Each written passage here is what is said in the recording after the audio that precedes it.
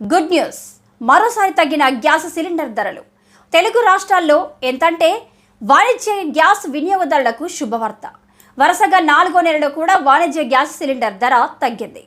July నెల ప్రారంభం కావడంతో సోమవారం దేశంలోని చమురు కంపెనీలు వాణిజ్య గ్యాస్ వినియోగదారులకు గుడ్ న్యూస్ చెప్పాయి. 19 కిలోల వాణిజ్య గ్యాస్ సిలిండర్ ధరపై 30 రూపాయలు తగ్గింది. దీంతో ఢిల్లీలో 19 కిలోల కమర్షియల్ ఎల్పీజీ సిలిండర్ రిటైల్ ధర 1646కి చేరింది. తగ్గిన ధరలు వెంటనే అమల్లోకి వచ్చాయి. మరోవైపు గృహోపకరణ గ్యాస్ డొమెస్టిక్ సిలిండర్ ధరలో ఎలాంటి మార్పు చోటు చేసుకోలేదు. గత 4 నెలలుగా వాణిజ్య గ్యాస్ సిలిండర్ ధర మాత్రమే తగ్గుతూ వస్తుంది. డొమెస్టిక్ గ్యాస్ సిలిండర్ ధరలో ఎలాంటి మార్పులు చోటు చేసుకోవడం లేదు. గత 2 ఏళ్లలో కేవలం 4 సార్లు మాత్రమే డొమెస్టిక్ గ్యాస్ సిలిండర్ ధరల్లో మార్పు చోటు చేసుకుంది. ప్రధాని నరేంద్ర మోదీ ప్రభుత్వం ఈ ఏడాది మార్చి 8న మహిళా దినోత్సవం సందర్భంగా దేశీయ ఎల్పీజీ సిలిండర్ ధరలను 100 రూపాయలు తగ్గించింది. డొమెస్టిక్ ఎల్పీజీ సిలిండర్ రేటు తగ్గడం ఇదే చివరిసారి.